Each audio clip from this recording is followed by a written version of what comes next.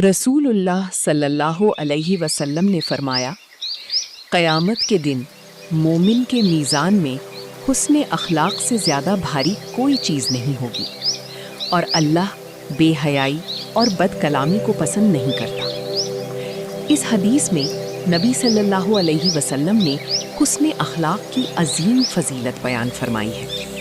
قیامت کے دن جب انسان کے اعمال تولے جائیں گے تو اچھا اخلاق، نرم مزاجی، لوگوں کے ساتھ بھلائی، صبر، عفو درگزر اور خوش اخلاقی مومن کے لیے بہت بھاری نیکی ثابت ہوں گی۔ بہت سے لوگ عبادت تو کرتے ہیں لیکن اپنے اخلاق کی اصلاح نہیں کرتے، حالانکہ حسن اخلاق انسان کو بلند درجات تک پہنچا دیتا ہے۔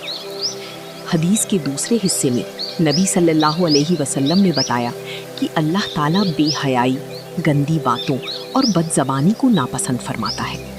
مومن کی زبان پاکیزہ ہوتی ہے، وہ دوسروں کو تکلیف دینے والی، فحش یا ناشائستہ گفتگو سے بچتا ہے۔ اس لیے ہر مسلمان کو چاہیے کہ وہ اپنی نمازوں اور دیگر عبادات کے ساتھ ساتھ اپنے اخلاق اور زبان کی بھی حفاظت کرے۔